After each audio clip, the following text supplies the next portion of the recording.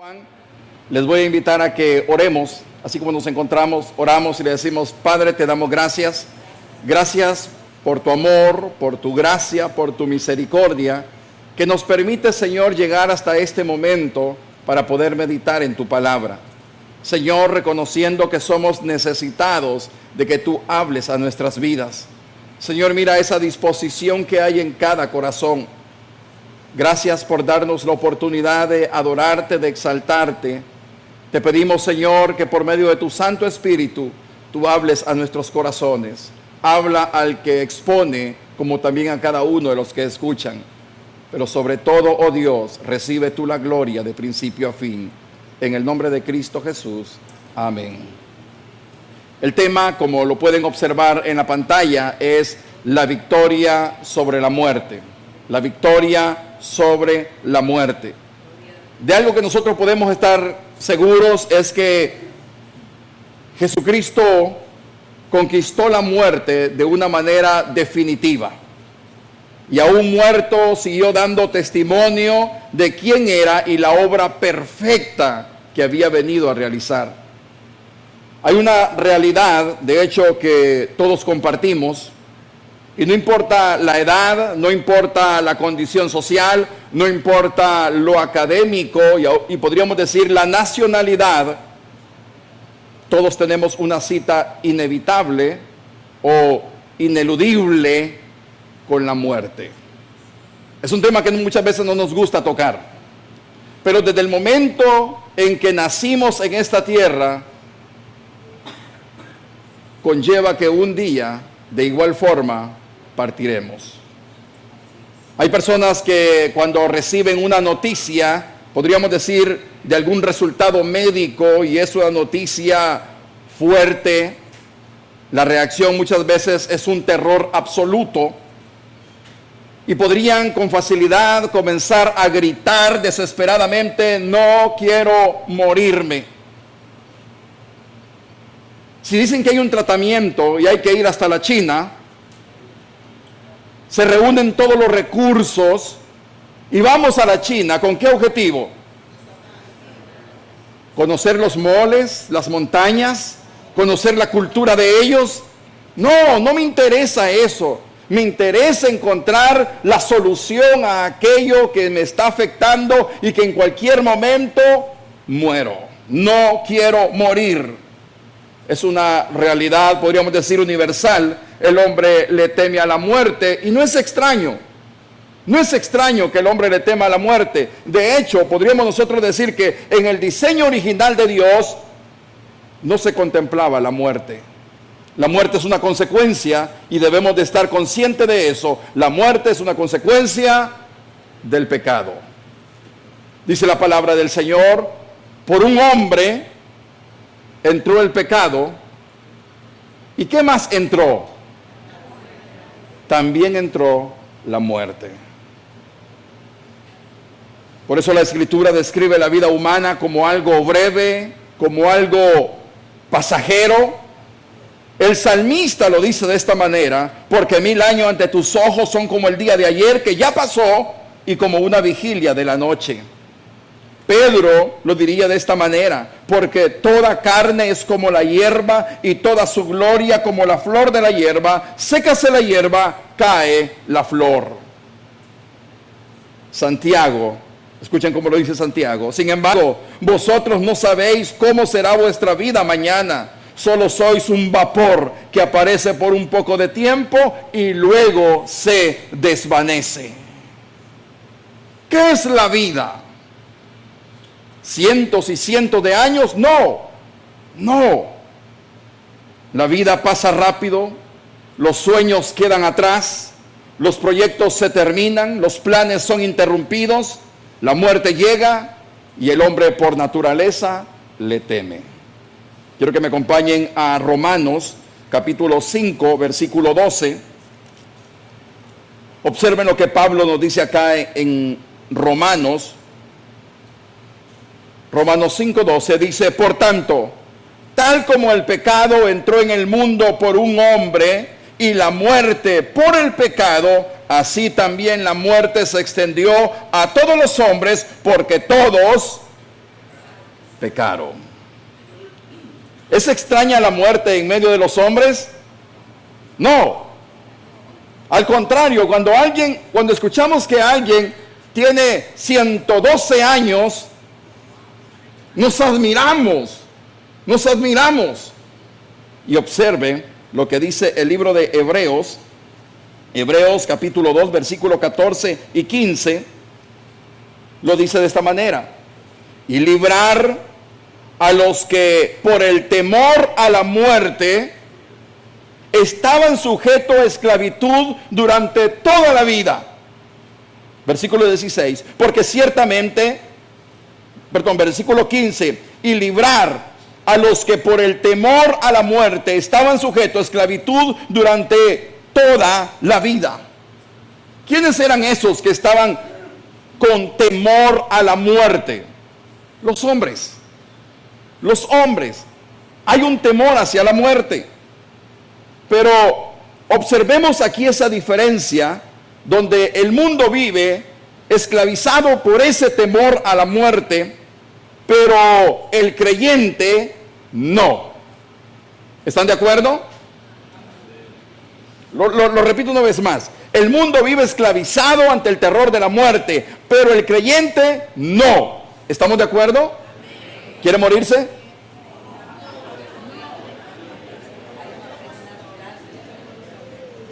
No porque yo sea más fuerte, más valiente, porque ignore la realidad, sino porque Cristo conquistó a la muerte. El Señor mismo lo dijo en 3 oportunidades. Observen o escuchen lo que Cristo dijo: yo soy la resurrección y la vida. El que cree en mí, aunque muera, vivirá. Y todo el que vive y cree en mí, no morirá jamás. Yo soy el pan que vino, dice, yo soy el pan vivo que descendió del cielo. Si alguno come de este pan, vivirá para siempre. Y el pan también que yo daré por la vida del mundo es mi carne.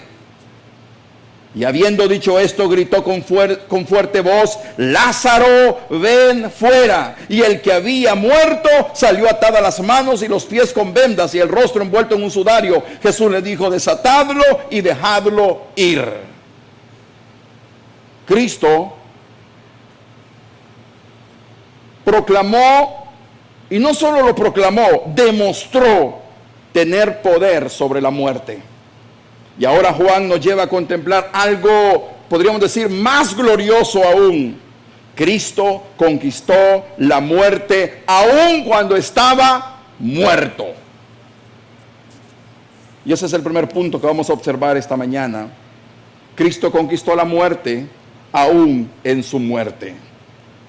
Hasta este punto donde nos encontramos en el estudio del Evangelio según San Juan, Jesús ya ha entregado su espíritu. ¿Se recuerdan el último versículo que leímos en la última oportunidad? Pueden ir conmigo, Juan 19:30. Entonces Jesús, cuando hubo tomado el vinagre, dijo: consumado es. E inclinando la cabeza, entregó el espíritu. ¿Qué observamos que sea de importancia en este versículo? Juan no nos dice: le arrebataron la vida, que la muerte lo venció. No dice que los soldados terminaron con él. Él dice: entregó el espíritu. E inclinando la cabeza, entregó el espíritu. Él ya lo había dicho anteriormente, el mismo Jesús lo dijo: nadie me quita la vida, sino que yo la doy por mi propia iniciativa. Tengo autoridad para darla y tengo autoridad para tomarla de nuevo. En el primer versículo que corresponde para esta mañana, acompáñenme a Juan 19:31.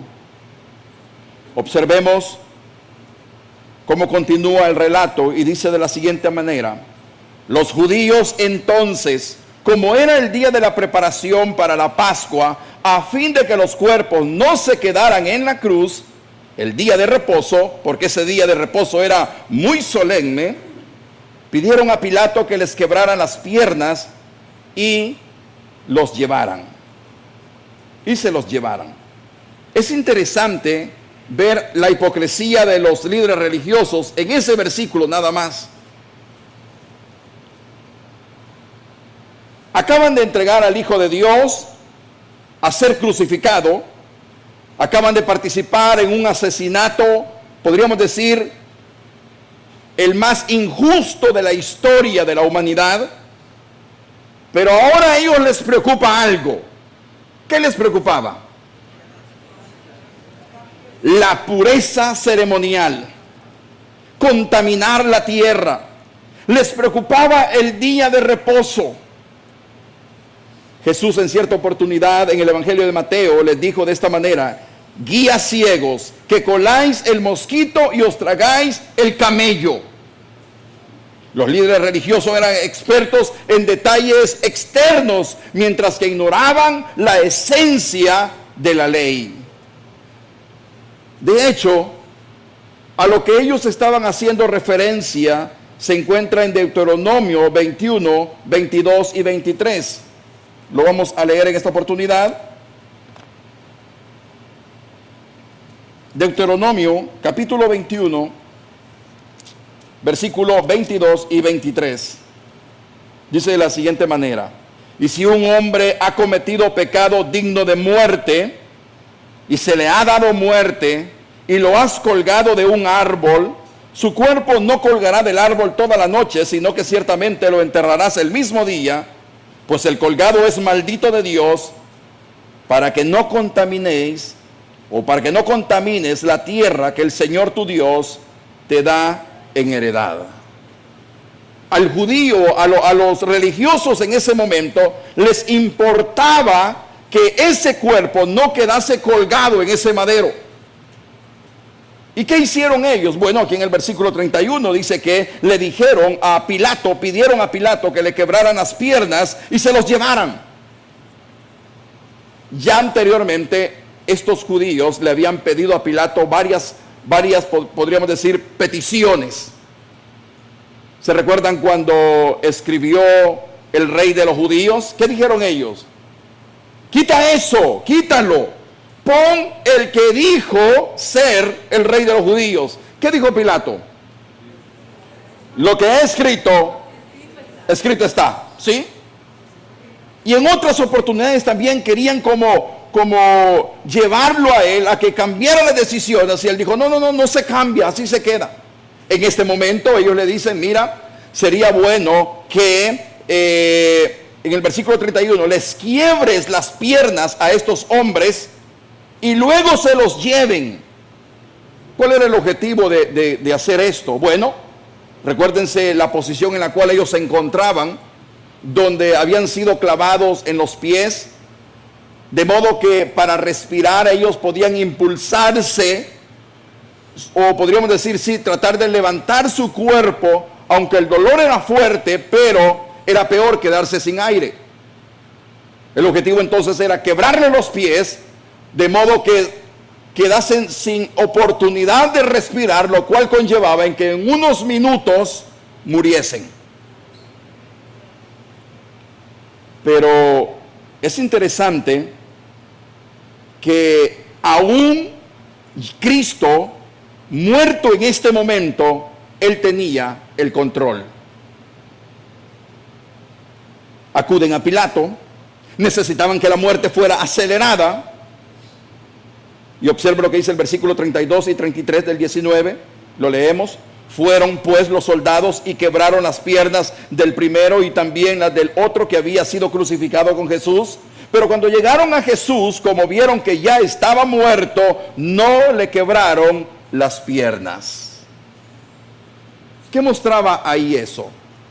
Cristo, aún en ese estado, seguía teniendo el control absoluto de todo. Los religiosos querían, quiébrale las piernas, quiébraselas, que se mueran y entonces llévatelos. Recuérdense que la posición en la cual estaba Jesús en ese momento era prácticamente como un criminal. Lo que le correspondía a Jesús era morir en esa cruz y luego, al igual que los otros los dos ladrones ser arrojados a una fosa común. Pero ¿qué pasaba si le quebraban las piernas a Jesús? Yo creo que la mayoría ya lo sabe. Una profecía no se hubiese cumplido.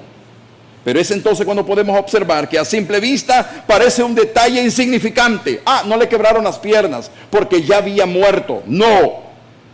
Juan sabe que no es insignificante, porque detrás de esta acción hay una declaración poderosa. Jesús seguía cumpliendo perfectamente las escrituras. Las profecías seguían cumpliéndose exactamente sobre él.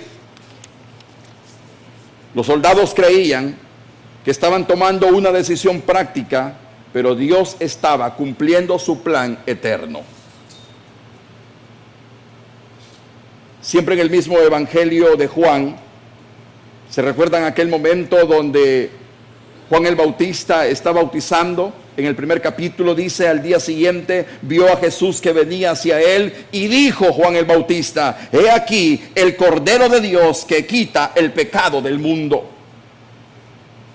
Esa expresión que Juan acaba de decir no era únicamente un halago para Jesús, no, era proféticamente algo que conllevaba el sacrificio. Juan dice: he aquí el Cordero de Dios que quita el pecado del mundo. ¿Dónde está lo que vamos a sacrificar? ¿Dónde está? ¿Dónde está, Padre? Y dice Abraham, no es algo que Abraham se lo invente en el momento, como muchas veces nosotros como padres, cuando nuestros hijos nos hacen preguntas y nosotros no tenemos ni idea, comenzamos a darles vuelta para que se mareen un poco y al final digan: wow, mi papá sabe demasiado. No, lo que Abraham le dice era una profecía. Hijo, el Señor se proveerá para sí mismo cordero. Él es el proveedor. Y cientos de años después, en esa misma área, Juan lo diría: he aquí el Cordero de Dios que quita el pecado del mundo. Pablo lo dice en su carta a los Corintios: porque aún Cristo, nuestra Pascua, ha sido sacrificado. Cristo es el verdadero Cordero Pascual. Ahora, la ley judía tenía algo bien específico. Quiero que me acompañen a Éxodo capítulo 12. Yo les digo me acompañen, pero ustedes lo leen nada más en la pantalla, no se preocupen. Éxodo 12.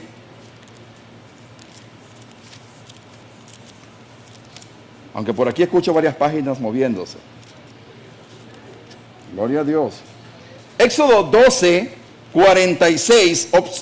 Escuchen lo que dice.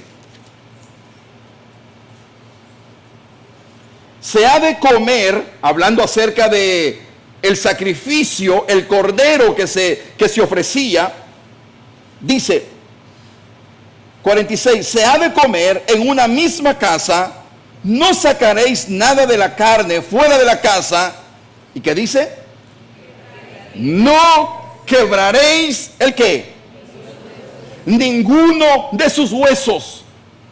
Del sacrificio que se ofrecía no era permitido quebrar ningún hueso. Al igual que la vez anterior, nos hacemos la misma pregunta cuando nosotros muchas veces con facilidad, no importa cuánto tiempo tengamos en el evangelio, con facilidad llegamos a creer que Dios perdió el control. ¿Cuándo? En medio de una enfermedad, en medio de una pérdida de un empleo, de una noticia inesperada, de un sufrimiento que no comprendemos. Pero la cruz, ese momento de la cruz, nos enseña exactamente lo contrario. Si Dios controló cada uno de esos detalles de la muerte de su Hijo, también gobierna cada uno de los detalles de nuestra vida. Nada ocurre fuera de su soberanía. El problema muchas veces es que nosotros se nos olvida que Dios es soberano y llegamos a creer que Dios es el genio de la lámpara. No, Dios no es el genio de la lámpara. Dios es soberano. Dios es soberano. Y eso es lo que observábamos el domingo pasado, la soberanía de Dios. Cuando nosotros llegamos a comprender a cabalidad, o quizás no a cabalidad, pero comenzamos a comprender la soberanía de Dios, entonces podemos descansar en Él. Juan 19:34, continuamos con el relato. Versículos 34 y 35, dice: pero uno de los soldados le traspasó el costado con una lanza, y al momento salió sangre y agua. Y el que lo ha visto ha dado testimonio, y de su testimonio, y su testimonio es verdadero. Y él sabe que dice la verdad, para que vosotros también creáis.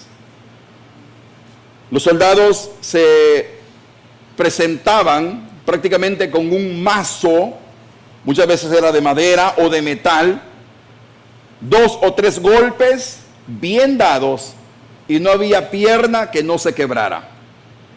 Pero luego de quebrarle las piernas a ambos ladrones, cuando se dirigen a Jesús, ¿qué sucedió? Ya Jesús estaba muerto. Unos dicen, según una teoría del desmayo, que se desmayó. Se desmayó y entonces creyeron que estaba muerto, lo enterraron, pero él luego vuelve en sí y se va para la India, tiene familia y allá muere.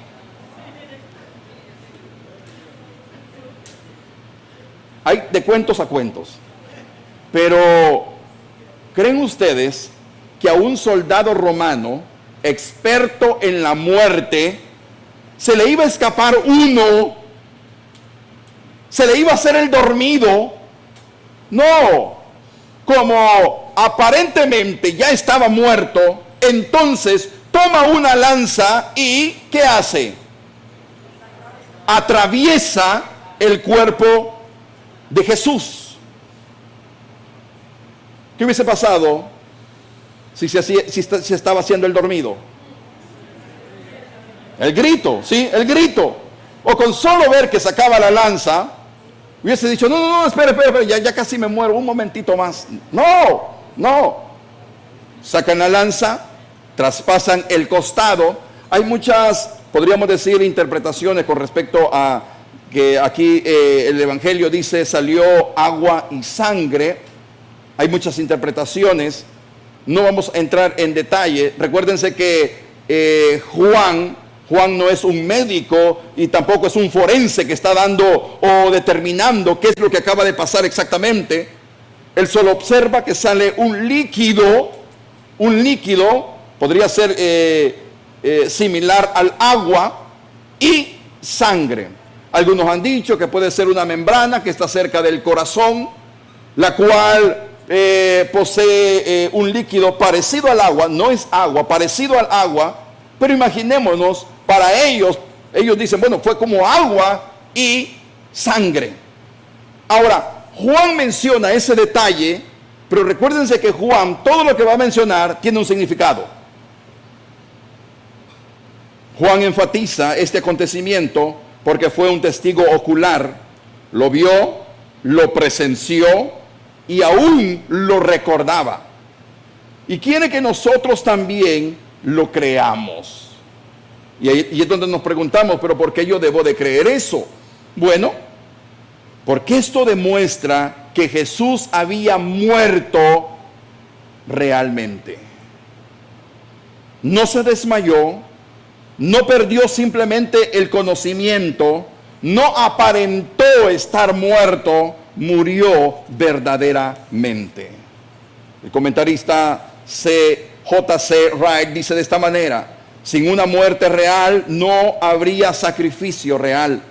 Sin una muerte real no habría resurrección real. Sin una muerte real, todo el cristianismo quedaría sin fundamento. Lo que usted y yo creemos, si no había una muerte real que conllevaría una resurrección real, quedaría sin fundamento. Pero Juan ve algo más profundo. La sangre y el agua tienen un significado teológico. La sangre apunta a la expiación y el agua apunta a la purificación. Acompáñenme a Zacarías 12:10. Observen lo que el mismo Dios dice: y derramaré sobre la casa de David y sobre los habitantes de Jerusalén el espíritu de gracia y de súplica, y me mirarán a mí, a quien han traspasado. ¿Qué estaba diciendo Dios? Me mirarán a mí, a quien han traspasado. El traspasado es Dios mismo hecho hombre. Y en Zacarías 13:1, observe lo que dice: aquel día habrá una fuente abierta para la casa de David y para los habitantes de Jerusalén, para lavar el pecado y la impureza. Es ahí entonces donde la sangre y el agua anuncian precisamente eso: perdón, purificación y vida. Eso es teológicamente. Muchos quieren perdón, pocos desean la transformación. Muchos quieren escapar de la condenación, pero pocos desean ser santificados. Pero Cristo ofrece ambas cosas: la sangre que perdona y el agua que limpia. El Evangelio no solamente cambia el destino eterno del hombre, también transforma su vida presente. La palabra de Dios dice que somos hechos nueva criatura. Hay una nueva naturaleza en nosotros, si verdaderamente Dios se ha revelado a nuestras vidas. Y es entonces cuando entramos al segundo punto, que lo encontramos del versículo 38 al 42 del capítulo 19. Cristo conquistó la muerte aún en su sepultura. Versículo 38 al 42. Después de estas cosas, José de Arimatea, que era discípulo de Jesús, aunque en secreto por miedo a los judíos, pidió permiso a Pilato para llevarse el cuerpo de Jesús, y Pilato concedió el permiso. Entonces él vino y se llevó el cuerpo. Y Nicodemo, el que antes había venido a Jesús de noche, vino también trayendo una mezcla de mirra y aloe, como de 100 libras. Entonces tomaron el cuerpo de Jesús y lo envolvieron en telas de lino, con las especias aromáticas, como es costumbre sepultar entre los judíos. En el lugar donde fue crucificado había un huerto, y en el huerto un sepulcro nuevo, en el cual todavía no había sepultado a nadie. Por tanto, por causa del día de preparación de los judíos, como el sepulcro estaba cerca, pusieron allí a Jesús. Si alguno de nosotros hubiese tenido la oportunidad de estar ese viernes en ese lugar por la tarde, probablemente habría pensado que ya todo había terminado. A tal grado que más adelante vamos a observar que uno de los discípulos dice: bueno, yo creo que me voy a pescar. Y otros que estaban con él le dicen: nosotros también nos vamos. Ya esto terminó, dijo que el tercer día iba a resucitar, no sabemos nada de él. El maestro había muerto, los discípulos estaban dispersados, la multitud se había marchado, el cuerpo colgaba sin vida. Pero ahora quiere Juan que observemos algo extraordinario en esto. Aún en la sepultura, Cristo seguía dando testimonio de quién era Él. Versículo 38, observen lo que dice el 38. Después de estas cosas, José de Arimatea, que era discípulo de Jesús, aunque en secreto, por miedo a los judíos, pidió permiso a Pilato para llevarse el cuerpo de Jesús, y Pilato concedió el permiso. Entonces él vino y se llevó el cuerpo de Jesús. Parecería algo sencillo. Hay una versión que dice que José de Arimatea se llenó de valor. ¿Saben? Tenía que hablar con Pilato, y hablar con el gobernador romano no era algo tan sencillo quizás como hablar con el vecino, o hablar con el del colmado, o hablar con el de enfrente. No. Muchos quizás podrían anhelar hablar con Pilato y él podía negarlo con facilidad. Pero este hombre, José de Arimatea, aparece repentinamente en la historia, hasta este momento había permanecido oculto, pero era creyente. Y aunque era creyente, había permanecido en silencio. Había seguido a Cristo, pero de lejos. Había amado a Cristo, pero no había querido pagar el costo. Juan anteriormente ya lo había dicho en Juan 12, 42, 43. Acompáñenme a esta lectura en Juan 12, 42 y 43. Dice: sin embargo, incluso muchos de los gobernantes creyeron en él, pero a causa de los fariseos no lo confesaban para no ser expulsados de la sinagoga. ¿Por qué? Porque amaban más el reconocimiento de los hombres que el reconocimiento de Dios. Muchos habían creído en Jesús, pero a causa de ser rechazado, a causa de atentar contra su propia vida, ¿qué hacían? Se quedaban como de lejos. Espero en Dios que nadie se identifique de esa manera. Marcos 15, 43 lo dice de esta manera: José de Arimatea vino, hombre prominente del concilio, que también esperaba el reino de Dios, y reuniendo valor, entró donde estaba Pilato y pidió el cuerpo de Jesús. Reuniendo valor. Pregunta: ¿y los discípulos dónde estaban? ¿Se recuerdan de uno de los discípulos que dijo: aunque todos te dejen? Yo creo que ese todos lo puso en mayúscula y lo subrayó. Aunque todos te dejen, yo no te dejaré.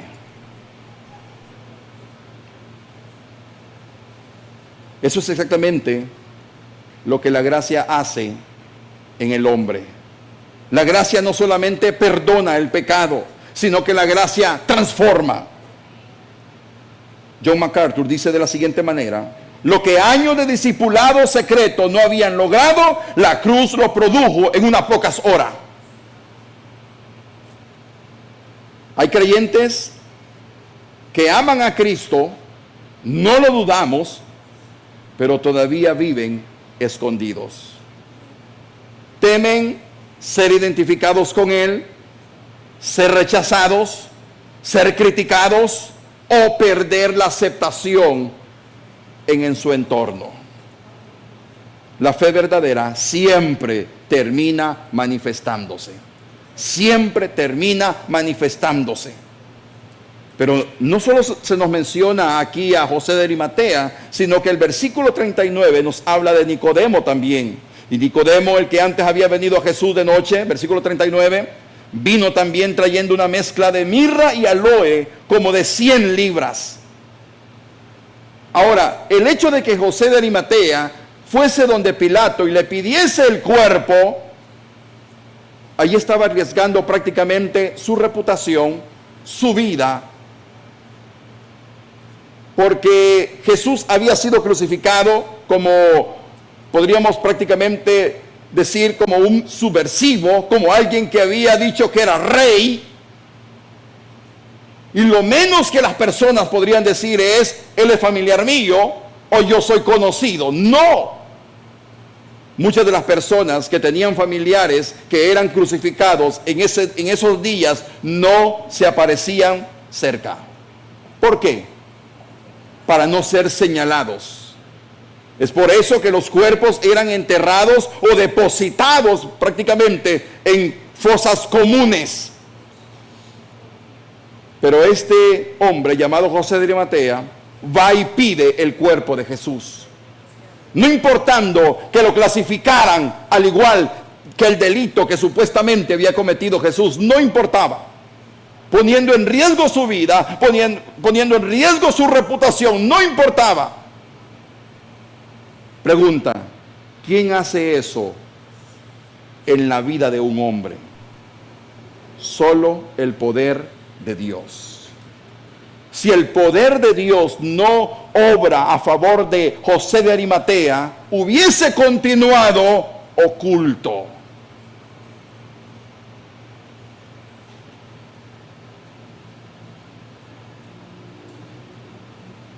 Filipenses 1:29, bueno, dice, porque a vosotros os ha concedido por amor de Cristo, no solo el creer en Él, sino también el sufrir por Él. Es hermoso el saber que Dios nos ha dado un regalo que se llama la salvación. Es un regalo. ¿Qué hicimos para obtener la salvación? Nada, porque es por gracia. Por gracia, dice el libro de Efesios, por gracia sois salvos. Y no es por obra para que nadie se gloríe. Pero Filipenses me dice, porque a vosotros se os es concedido por amor de Cristo.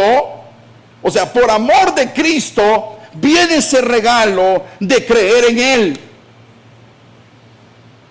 Pero también viene la contraparte de ese regalo, y es sufrir por Él. Pero es ahí donde podemos observar que la fe verdadera siempre se va a manifestar. En el caso de Nicodemo, ¿se recuerdan el capítulo 3 de Juan, cuando dice que Nicodemo llegó de noche?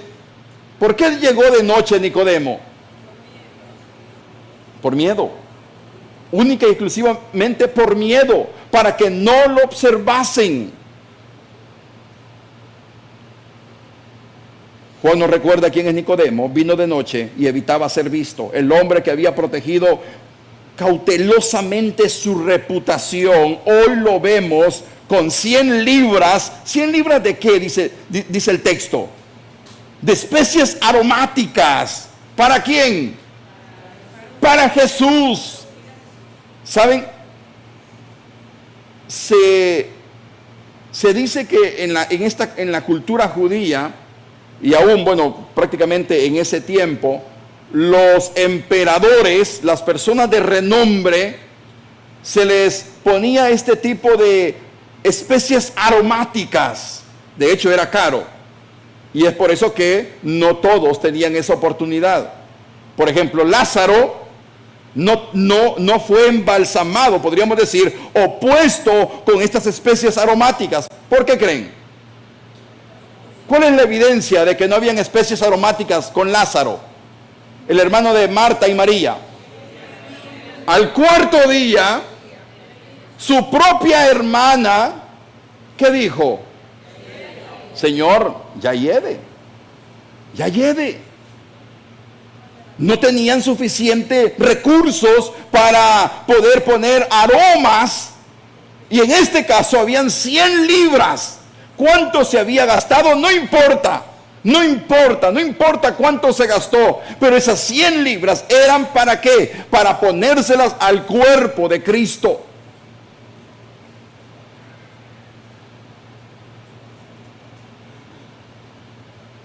Nicodemo estaba declarando algo sin decir ni una tan sola palabra.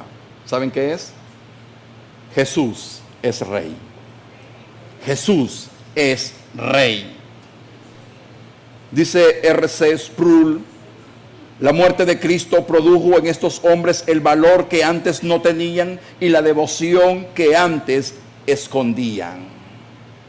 Es por eso que el mismo Jesucristo le dice a sus discípulos, no se vayan de Jerusalén, quédense en Jerusalén. ¿Cuál era el objetivo de quedarse en Jerusalén? Que viniese el Espíritu Santo y ellos fueran bautizados, fueran llenos con el Espíritu Santo. ¿Y qué característica hay en aquella persona que el Espíritu Santo habita en él? Una de las características, y era esa, tendréis poder. Y la pregunta es, ¿poder para qué? ¿Para volar? ¿Para abrir puertas solo con la vista? ¿Para saber qué están pensando? No, tendréis poder para ser testigos. Esta era prácticamente como una pincelada de lo que el Espíritu Santo haría en cada uno de los creyentes. versículos 40 y 41, dice: entonces tomaron el cuerpo de Jesús y lo envolvieron en telas de lino con las especies aromáticas, como es costumbre sepultar entre los judíos. En el lugar donde fue crucificado había un huerto, y en el huerto un sepulcro nuevo en el que todavía no habían sepultado a nadie. Lo lógico era que Jesús terminara en una fosa común, como un criminal. Eso era lo lógico. Había sido tratado como un criminal y que al final de cuentas desapareciera en el anonimato. Pero Dios había hablado 700 años atrás y había dicho en Isaías 53:9: se dispuso con los impíos en su sepultura, pero con el rico fue en su muerte. ¿Se recuerdan a la par de quién estaba en su muerte? Dos ladrones. Y ahora observamos nosotros que la sepultura de él iba a ser en un lugar muy cotizado. En primer lugar, para esa época, nadie, por decirlo así, tenía un lugar destinado para depositar los cuerpos. Prácticamente era un lugar común, pero este hombre dice que tenía un lugar que había sido cavado prácticamente en la roca, que nadie lo había ocupado. ¿Creen ustedes que cuando él compró ese lugar, él tenía en mente para que cuando Cristo muera poder enterrarlo acá? No, muy probable que no, es muy probable que no. Pero saben, nada ocurre por casualidad. Calvino dice: aún la tumba de Cristo fue gobernada por la providencia divina para confirmar que él era el Mesías prometido. Mateo 27, 59 al 60 dice: José tomó el cuerpo, lo envolvió en un lienzo limpio de lino y lo puso en su sepulcro nuevo, que había excavado en la roca. Era una tumba nueva, lo cual conllevaba que era una tumba costosa, preparada por la providencia de Dios. Probablemente José la había preparado ¿para quién? Para él mismo, muy probable, o su familia. Pero sin saberlo, Dios la había preparado ¿para quién? Para su hijo. Para su hijo. Dios gobierna incluso en aquello que nosotros creemos haber planificado para nosotros mismos. Él es soberano. José prepara aquella tumba pensando, podríamos decir, en un futuro. ¿Es malo pensar en un futuro? ¿Es malo planificarnos para un futuro? No es malo. Pero ¿saben? Dios tenía un propósito mayor. ¿Cuántas veces en nuestra vida podríamos decir, hacemos planes, tomamos decisiones, construimos proyectos y después descubrimos, sencillo, que Dios estaba escribiendo una historia mucho más grande que la nuestra? Que quizás uno podría nublarse y decir, pero yo no veo un progreso, yo no veo un avance. Pero algo nosotros debemos de estar conscientes, como lo dice Pablo en el libro de los Romanos, un versículo muy conocido por todos: para los que aman a Dios, todas las cosas cooperan para bien. Todas. No, solo las cosas buenas. No es solo las cosas buenas. Todas las cosas cooperan para bien. ¿Pero para quiénes? Para los que aman a Dios. Para los que aman a Dios. Nada escapa al gobierno soberano de mi Dios.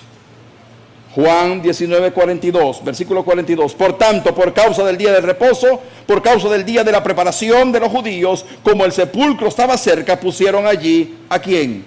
A Jesús.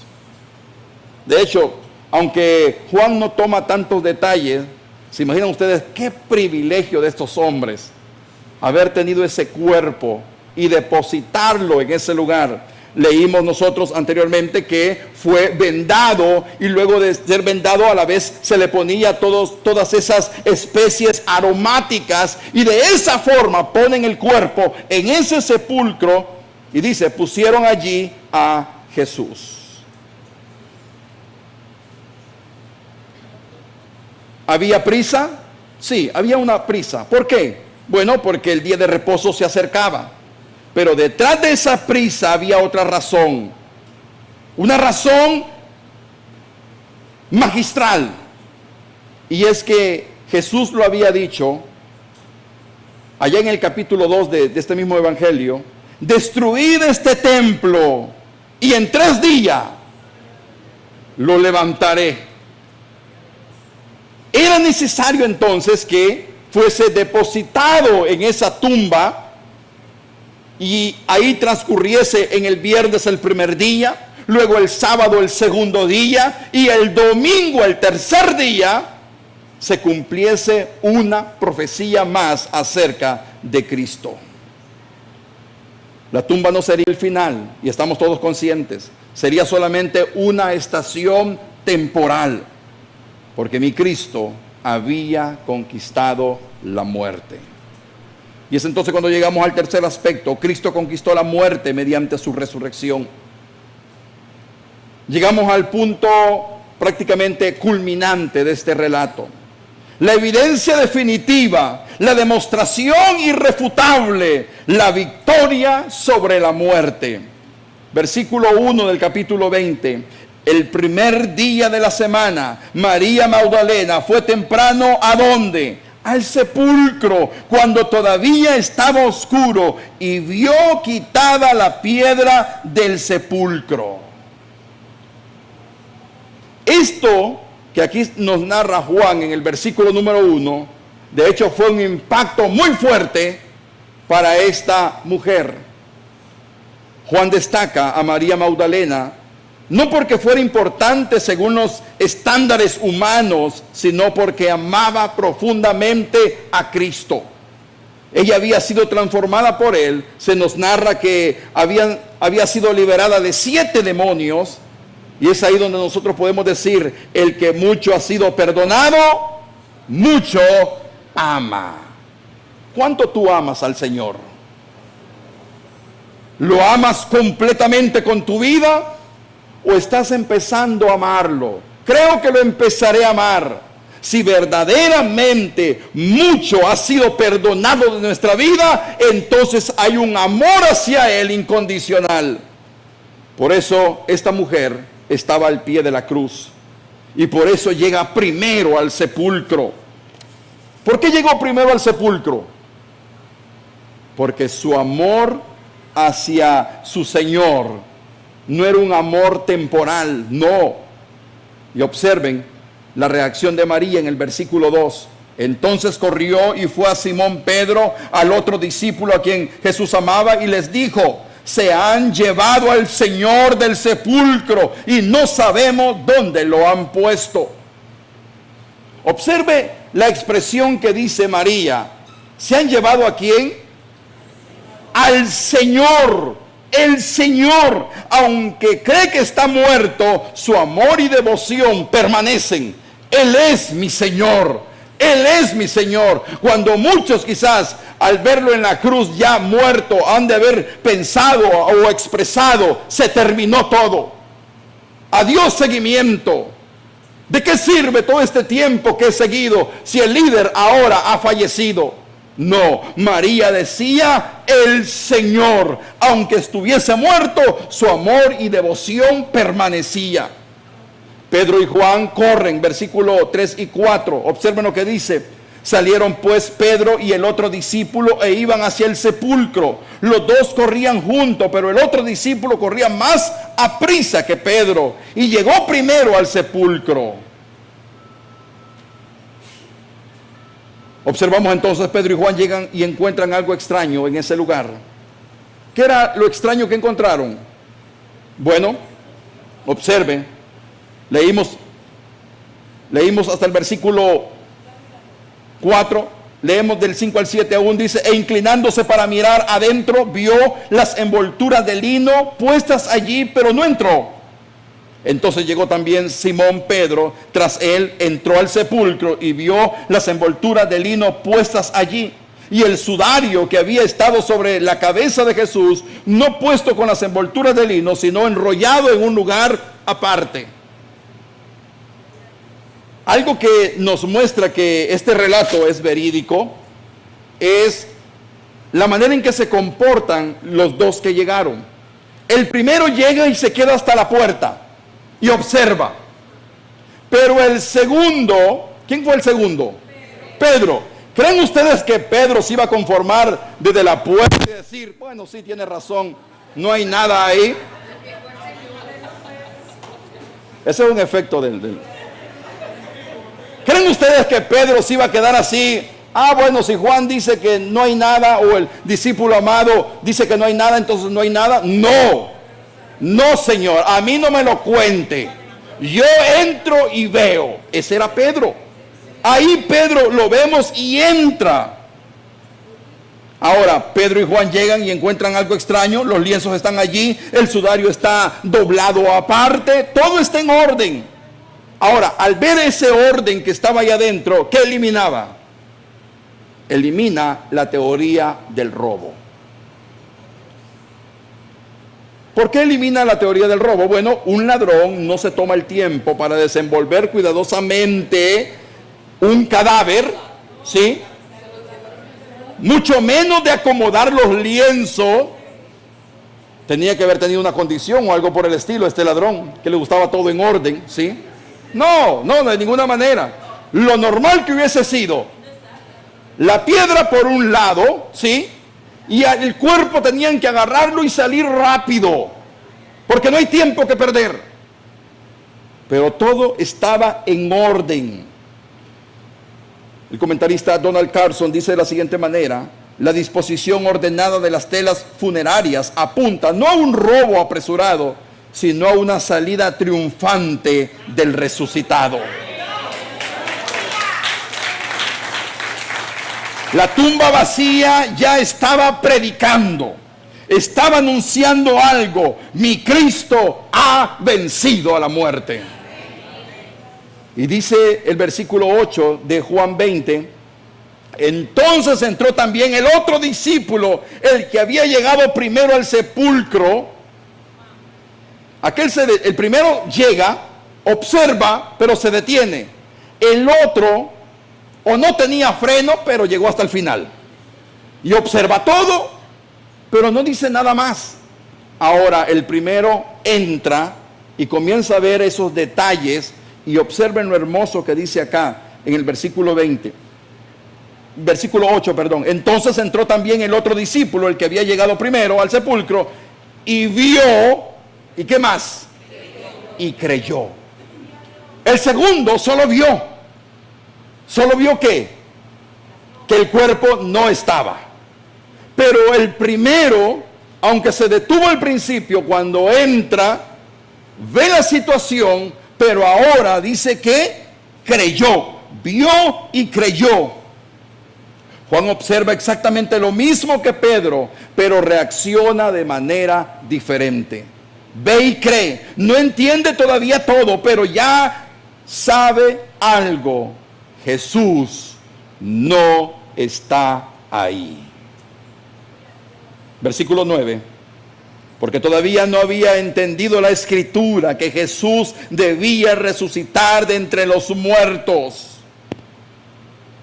Es entonces cuando la fe de Juan estaba como creciendo y no comprendía completamente, pero la evidencia de que el cuerpo no estaba ahí, lo llevó ¿a qué? A creer. A creer. ¿Creer qué? ¿Que se lo robaron? No. Ha resucitado, no está aquí, ha resucitado. Calvino dice de la siguiente manera: Dios muchas veces concede fe antes de conocer completamente toda la información. Qué consuelo hay en eso. Todos hemos pasado por momentos donde creemos más de lo que comprendemos. y aún así Dios sostiene nuestra fe. La profecía que se da en el Salmo 16:10, cuando dice: porque tú no abandonarás mi alma en el Seol, ni permitirás que tu santo vea corrupción, estaba cumplida. 1000 años antes, David había anunciado la resurrección, y ahora la tumba estaba vacía y confirmaba que Dios cumple sus promesas. Algunas, no, todas.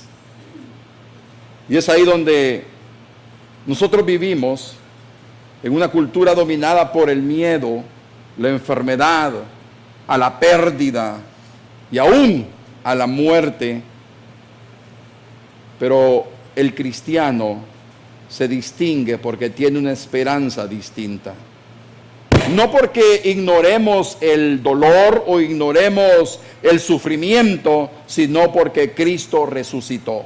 La tumba está vacía, la muerte fue derrotada, la muerte es el enemigo que todos los hombres temen, ha derribado imperios, ha quebrado riquezas, ha roto famas, ha quitado poder, pero hubo un hombre que entró voluntariamente al terreno de la muerte y salió victorioso. Cristo murió, Cristo fue sepultado, pero Cristo resucitó. Y aún muerto sigue dando testimonio de quién era. Sus huesos no fueron quebrados. Su costado proclamó expiación y purificación. Su sepultura cumplió las profecías. Su tumba vacía proclamó victoria. Martín Lutero lo dice de la siguiente manera: la resurrección es la principal doctrina de la fe cristiana. Si se quita la resurrección, se destruye todo el cristianismo. Pablo lo llegó a expresar de la siguiente manera: pero a Dios sean gracia que nos dio la victoria por medio de nuestro Señor Jesucristo. Cristo conquistó la muerte y todo aquel que está unido a Él comparte esa victoria. Porque el Cristo que vimos hoy no es un Salvador derrotado, es un Salvador vivo. No es un rey que permaneció en la tumba. Muchos de los grandes emperadores de la historia del hombre están en sus tumbas aún. Él es un Salvador vivo. Él es un rey resucitado. Y mientras nosotros nos reunimos constantemente y aún celebramos la Santa Cena, proclamamos esa victoria. No es una victoria simple, es una victoria magistral. Amados hermanos, después de contemplar la cruz, la tumba y la resurrección, solo queda una respuesta de parte de nosotros, una respuesta, podríamos decir, apropiada. Y esa respuesta es la adoración. Esta mañana, mientras cantemos, recordemos estas palabras: ni la vida ni la muerte podrá separarme de ti, Señor. No son simples palabras, es una realidad comprada por la sangre de Cristo y confirmada por su resurrección. Si somos creyentes, cantemos con gratitud. Y si todavía no has puesto tu confianza en Cristo, escucha atentamente lo que vamos a cantar. Porque el mismo Señor que venció la muerte sigue llamando a sus pecadores al arrepentimiento y a la fe. Cantemos juntos: Soberano Salvador.